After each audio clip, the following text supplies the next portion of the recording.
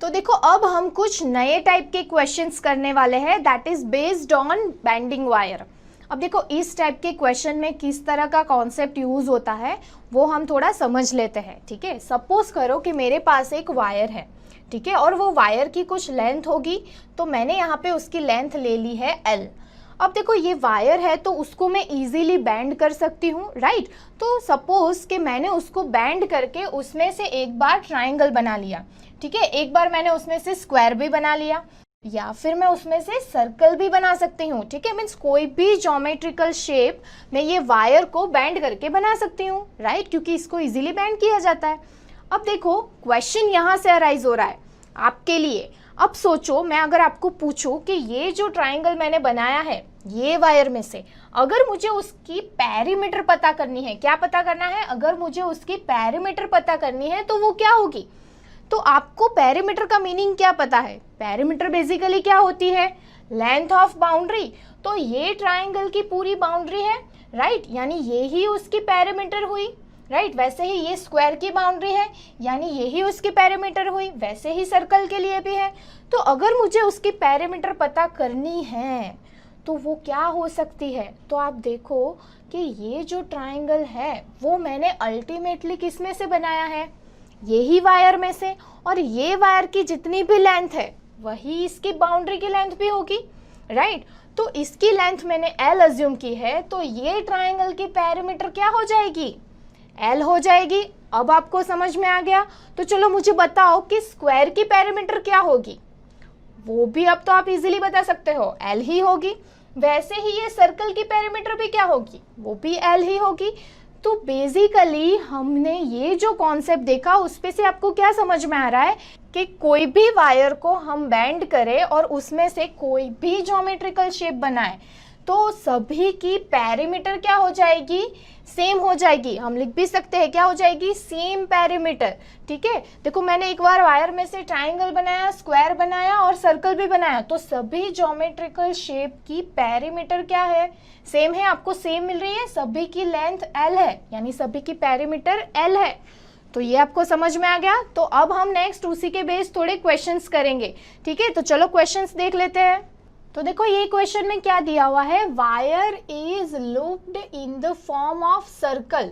Means हमें यहाँ पे एक वायर लिया है, ये वायर को हमें बैंड करके एक सर्कल बनाना है, ठीक है, ऑफ रेडियस 28 सेंटीमीटर। मीन्स ये जो सेंटर है सर्कल का, वहां से हमें रेडियस की वैल्यू दी हुई है, कितनी है?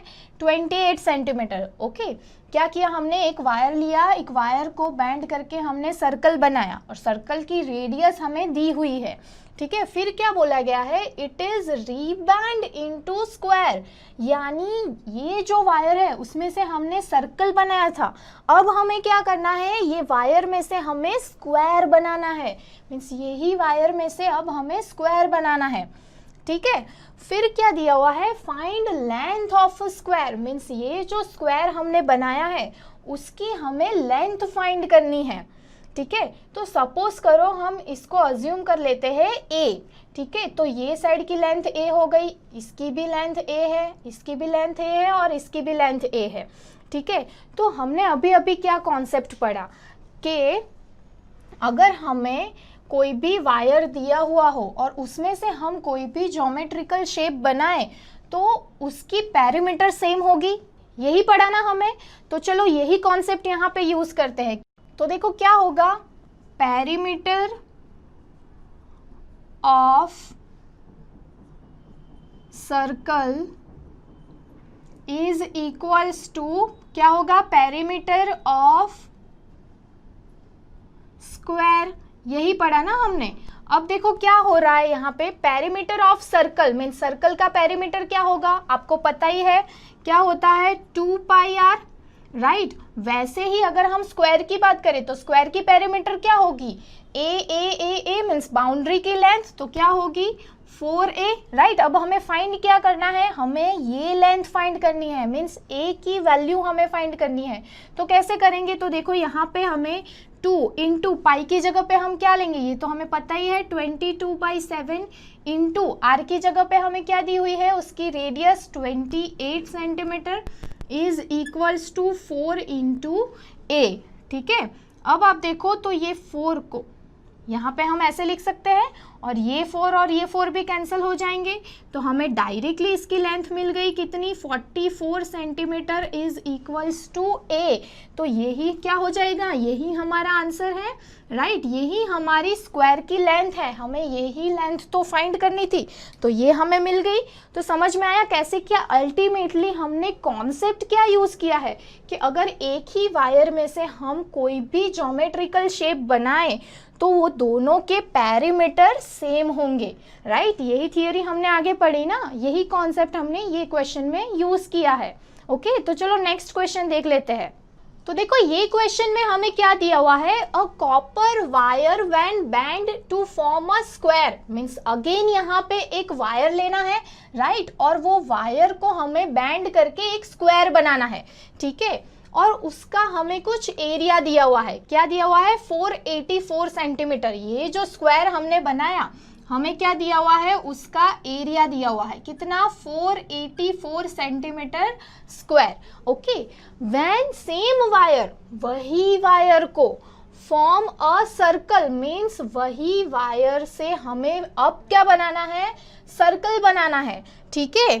तो उस फाइंड क्या करना है, हमें उसका एरिया फाइंड करना है। तो आपको क्वेश्चन अच्छे से समझ में आया। देखो क्या दिया हुआ है, एक वायर दिया हुआ है हमें, वो वायर को बैंड करके हमें पहले स्क्वायर बनाना है और वो स्क्वायर का एरिया हमें दिया हुआ है।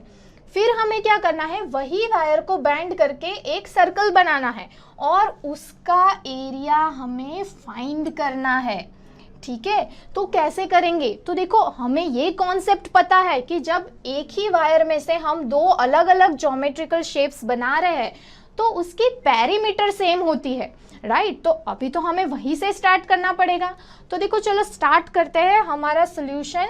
सबसे पहले क्या लिखते हैं, यहाँ पे हमें जो पता है वो ही लिख देते हैं, perimeter of circle is equals to क्या होगा, पैरीमीटर ऑफ स्क्वायर, राइट।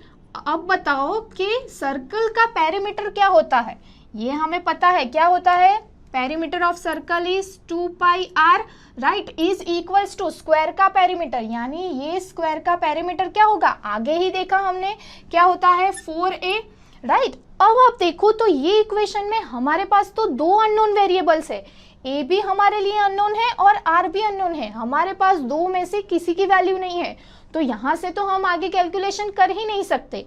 तो क्या करेंगे अब इसको सॉल्व करने के लिए, पर देखो हमारे पास ये स्क्वायर का एरिया दिया हुआ है। अब आपको ये तो पता ही है कि स्क्वायर के एरिया का फॉर्मूला क्या होता है, क्या होता है यहाँ पे साइड स्क्वायर, यानी अगर हम ये साइड को a कंसीडर कर ले तो a square is equals to 484, right. तो हमें a की वैल्यू क्या मिल जाएगी, 22 सेंटीमीटर, राइट। अगर आप इसका स्क्वायर रूट निकालोगे तो आपको 22 सेंटीमीटर मिल जाएगा। तो अब हमारे पास a की वैल्यू है, तो अगर हम ये a की वैल्यू ये इक्वेशन में रख दे तो हमें r की वैल्यू मिल जाएगी, राइट। आपको पता है ना कि हम r की वैल्यू क्यों ढूंढ रहे हैं, क्योंकि अल्टीमेटली हमें क्या ढूंढना है, ये जो सर्कल है उसका एरिया ढूंढना है। ओके, तो आप देखो यहाँ पे हम a की वैल्यू सब्स्टिट्यूट कर देते हैं, तो क्या होगा, 2 इंटू पाई की जगह पे हम क्या लिखते हैं, 22/7 into r is equals to 4 into a की वैल्यू क्या आई अब हमारे पास 22 सेंटीमीटर, तो यहाँ पे हम 22 सब्स्टिट्यूट कर देते हैं। तो आप देखो तो यहाँ से 22 दोनों जगह से कैंसिल हो रहा है। तो अब हमारे पास r की वैल्यू क्या मिल रही है हमें, r is equals to 28 divided by 2, यानी r की वैल्यू हमें यहाँ पे मिल रही है 14 सेंटीमीटर। ओके, तो अब हमारे पास यहाँ पे r की वैल्यू है, तो अब तो हमारे लिए बहुत ही इजी हो गया। अब हमें क्या करना है, अगर ये सर्कल का एरिया निकालना हो तो ये r की वैल्यू यहाँ पे सब्स्टिट्यूट करनी है। एरिया का फॉर्मूला क्या होता है, अब हम यहाँ पे आसानी से लिख सकते हैं, area is equals to pi r square, और r की वैल्यू अब हमारे पास है ही, तो जस्ट हमें सब्स्टिट्यूट करनी है 22/7 इंटू 14 स्क्वायर। तो यहाँ पे हमें एरिया की वैल्यू मिल रही है 616 सेंटीमीटर स्क्वायर। तो अब हमें सर्कल का एरिया मिल गया। तो आपने देखा कैसे किया कि जब हमें ये कॉन्सेप्ट में करना हो तो सबसे पहले हमें पेरीमीटर इक्वल दिखाना है, राइट। फिर गिवन डेटा पे फॉर्मूला रख के सब्स्टिट्यूट करना है, तो हमें इजीली मिल जाएगा कि कैसे आंसर लाना है, ठीक है। तो हमें सर्कल का एरिया मिल गया। तो स्टूडेंट्स, अगर ड्रोन स्टडी के ये वीडियोस आपको अच्छे लग रहे हैं तो आप प्लीज इनको लाइक करें, सब्सक्राइब करें, कमेंट्स लिखें स्टूडेंट्स, अपने थॉट्स बताएं, हमारे साथ शेयर करें कि आप और क्या चाहते हैं। और इतना ही नहीं स्टूडेंट्स, सबसे इंपॉर्टेंट नीचे शेयर बटन पे क्लिक करें और अपने दोस्तों के साथ इन वीडियोस को व्हाट्सएप और फेसबुक पे शेयर करें स्टूडेंट्स, ताकि वो भी इन वीडियोस का फायदा उठा सकें स्टूडेंट्स, राइट।